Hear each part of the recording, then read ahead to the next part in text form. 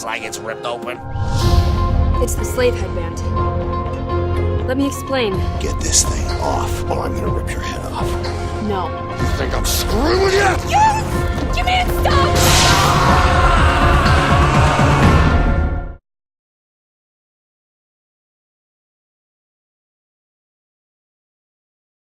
Hi guys, it's C&NOnline, and today we're reviewing Enslaved Odyssey to the West from the guys over at Namco Bandai.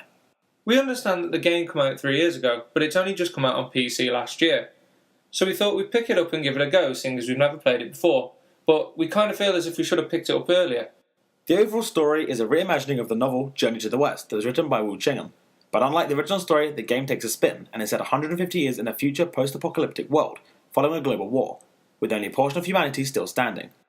The game is set around two main characters, Monkey, who the player plays as, and Trip, who is an AI companion.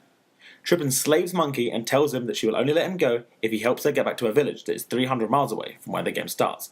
But you'll find out that there is more to the story than meets the eye. Enslaved is an action-adventure platformer. In the game, the player is equipped with a staff that is used to attack and defend against the mechs that are the enemy. The staff not only allows the player to beat up the mechs with awesome combos and cool visual effects, but it lets you shoot out of it as well. This allows the player to have a long-range and melee-range weapon, which is kinda neat. The staff shoots two types of bullets. These are normal explosive bullets, and a stun bullet that temporarily stuns the enemy. This allows you to beat the hell into them while they're stunned, or navigate your way around the environment. The game is basically a hack and slash, seeing as most of the combos and attacks aren't too complicated, but they do look awesome on screen. The player also gets to use a device called the Cloud. It's only used in a few levels, but when you use it, it is one of the most enjoyable modes of transport in a game. The environment for the most part is pretty much climbable, allowing the player to get around the levels. When moving around the environment in the game, it adds a sense of awesomeness to the game and the character. Just seeing Monkey climb up massive buildings and doing flips up things really adds to the whole enslaved feel. Some of the environments are dynamic and add a puzzle-like feel to the game, as most of the levels require you to do things or have Trip with you to move on, which is a really cool feature.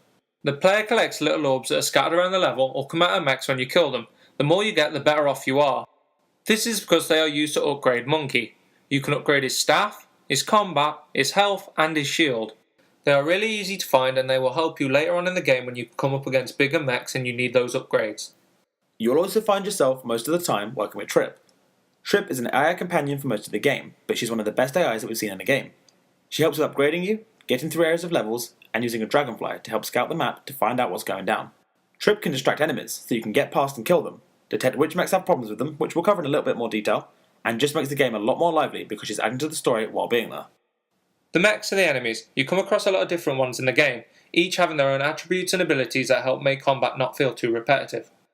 Some of the mechs can sometimes have faults with them. If they do, you can perform takedowns on them and use them to your advantage. Whether it be ripping off the gun arm and using it against them, or getting one with a faulty core that acts as a mobile bomb which will blow up when you throw them at enemies.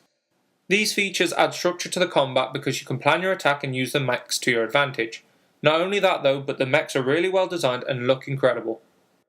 The two main characters that the game mainly revolves around are probably two of the best characters in the game.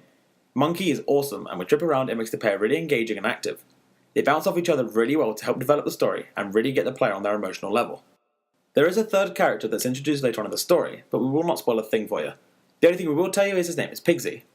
Going back to Trip and Monkey, you can tell that at first Monkey doesn't really want anything to do with her, but as the game moves on they develop a bond, which helps the whole companionship show and really helps with the game's atmosphere. The story along the way feels rushed and a bit loose-ended. You find yourself in the first few chapters well engaged and wanting to proceed, but the later chapters feel a bit rushed and you kinda lose some of the flair, but not enough for you to put down the game.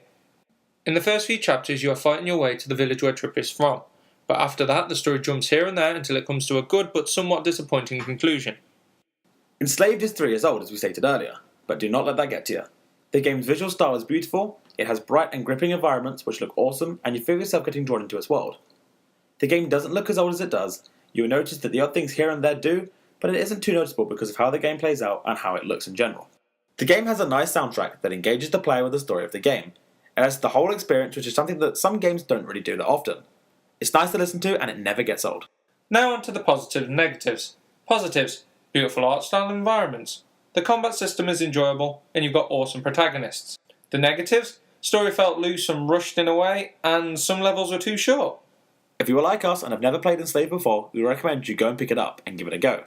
If you have played it, you can back us up on how enjoyable and fun this game really is. With its beautiful art style and deep characters, the game keeps you gripped and loving every minute of it.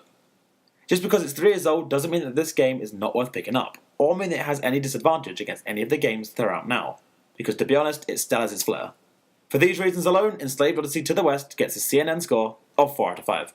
Thanks for watching, guys. Feel free to leave comments down below and make sure to like, comment and subscribe, and we'll see you in the next video. This is C&NOnline signing off.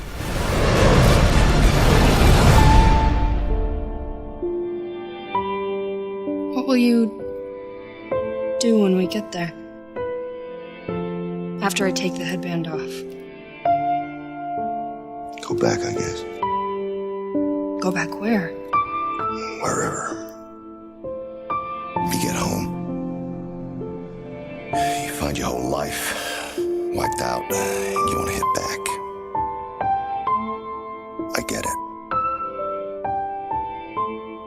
Everything is simple to you, isn't it? It just is what it is.